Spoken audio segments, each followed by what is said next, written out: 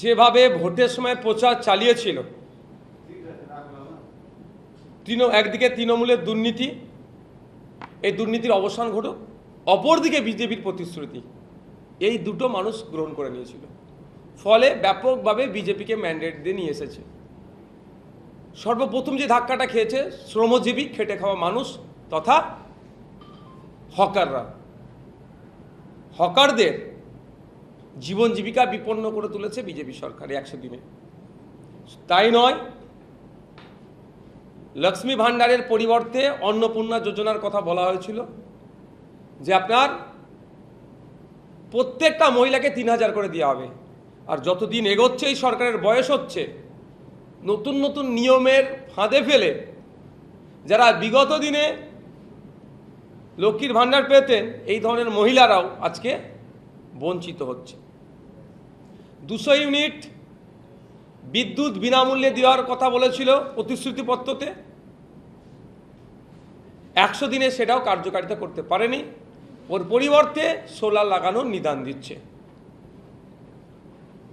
শুধু তাই নয়, বছরে যে 5 বছরে যে চাকরির টার্গেট রেখেছিল সম্ভবত 1 কোটি পার ইয়ার, তাহলে কত করে হচ্ছে? এবছরে বাজেটে 1 লক্ষ চাকরির কথা উল্লেখ করলো, এখনো পর্যন্ত সেইভাবে আমরা দেখতে পেলাম না। কোনো নোটিফিকেশন জারি করেছেন? অর্থাৎ এখানেও একটা ধোঁয়াশার মধ্যে থাকছে। শুধু তাই নয়, বিগত দিনে যারা ওয়েস্ট বেঙ্গল পুলিশ থেকে শুরু করে টেট 2022, 2023 আরও যেগুলো নিয়োগ প্রক্রিয়া যেগুলো থমকে আছে, সে নিয়েও কোনো উচ্চবাচ্য করতে দেখা গেল না। বিরোধী আসনে যখন বসেছিল বিজেপি, এই চাকরির পরীক্ষার্থীদেরকে নানান প্রতিশ্রুতি দিয়েছিলেন। তারাই আবার যখন প্রতিশ্রুতি পূরণে ব্যর্থ হয়েছে, প্রতিবাদে যখন নামছে, আবার পুলিশকে সেই বিগত সরকারের মতো এগিয়ে দিচ্ছে তাদের উপরে, তাদেরকে ধরে আটকানোর জন্য। শুধু তাই নয়, চমকের রাজনীতি চলছে। আর উন্নয়ন শুধু দেখানো হচ্ছে, বিশেষ এক সম্প্রদায়কে আক্রমণটাকে এদের উন্নয়ন বলে দেখানো হচ্ছে। 100 দিনের সরকার যথেষ্ট টাইম পেয়েছে, কিন্তু যেভাবে এগিয়ে যাওয়ার কথা ছিল বা যেভাবে প্রতিশ্রুতিপত্রতে তারা নিজেদেরকে এগিয়ে নিয়ে যাওয়ার কথা বলেছিল, সেই পূরণে ব্যর্থ। এবার আমি বিরোধী বিধায়ক হিসাবে এগুলো বলবই।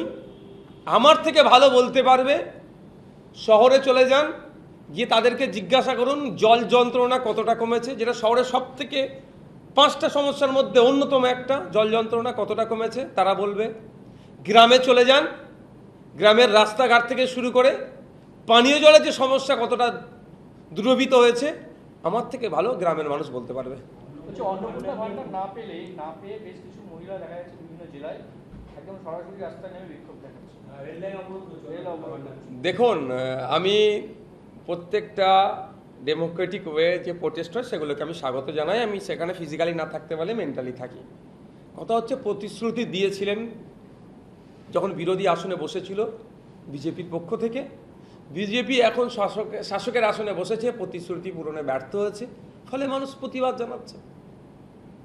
আমি একটা কথা হাউসের মধ্যে বলেছি, আজকেও বলছি, যে সার্ভে করা হোক, যারা পুরুষ নাকি অভিযোগ পুরুষ অনেক ঢুকে বসে আছে, কত আছে, তাদের বিরুদ্ধে অ্যাকশন নেওয়া হোক। তাদেরকে বাদ দিয়ে যেভাবে প্রতিশ্রুতি দিয়েছে ওভাবেই প্রত্যেকটা মহিলাকে 3000 টাকা অন্নপূর্ণার যোজনার মাধ্যমে তাদেরকে দিতে হবে,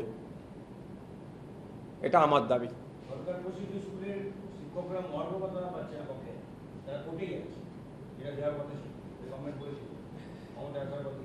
দেখুন, ক্ষমতায় আসার আগে বলেছিল কেন্দ্রীয় সমাহারে দিয়ে দেব মহার্ঘ ভাতা। ক্ষমতায় আসলো, বাজেট দেখলাম, সেখানে একটা পার্সেন্টেজ ইনক্রিজ করার কথা বললো এবং লং টাইম দিল, এতদিন পরে দেবো। কিন্তু আমরা বারবার বলেছিলাম যে কেন্দ্রীয় সমাহারে দিতে হবে এবং সুপ্রিম কোর্টে যে নির্দেশনা আছে সেটা দিতে হবে। আজকে সেটা পুরনো ব্যর্থ হয়েছে, সেজন্য যেতে বাধ্য হচ্ছে সরকারি কর্মচারীরা।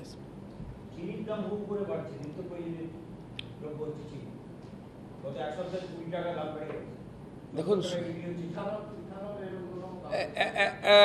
বিশেষজ্ঞরা বলছে যেভাবে ইথানল তৈরি হচ্ছে, ফলে কোনো না কোনো জায়গায় চিনি উৎপাদন কম হয়ে যাচ্ছে, সেই জন্য এর ইম্প্যাক্টটা চিনির উপরে পড়ছে। সমস্যা হচ্ছে এই যে ইথানল নিয়ে তাহলে দুরকমভাবে আমরা আক্রান্ত হচ্ছি। E20 দ্বারা আমাদের গাড়িগুলো নষ্ট হচ্ছে, একভাবে আক্রান্ত হচ্ছে। দ্বিতীয় হচ্ছে চিনির দাম বেড়ে যাচ্ছে, ওখানে আমরা মার্কেটিং প্রাইস হাইক হয়ে যাচ্ছে, জোড়া দাম আমাদের কিনতে হচ্ছে। সরকারের কাজটাই কি? জনগণকে একটু সুযোগ সুবিধা বেশি করে দেওয়া, মার্কেটকে কন্ট্রোল করা, ভারতবর্ষের নাগরিক যারা আছেন, বাংলার নাগরিক যারা আছেন, তাদেরকে এই যে নিত্য প্রয়োজনীয় জিনিসগুলো আছে সেই দামটা আন্ডার কন্ট্রোল রাখা। তার পরিবর্তে কি দেখছি, একের পর এক দাম বেড়ে যাচ্ছে, কন্ট্রোল তো দূরের কথা, বকলমে দাম বেড়ে যাওয়ার কারণেই এই বিজেপি হয়ে দাঁড়াচ্ছে।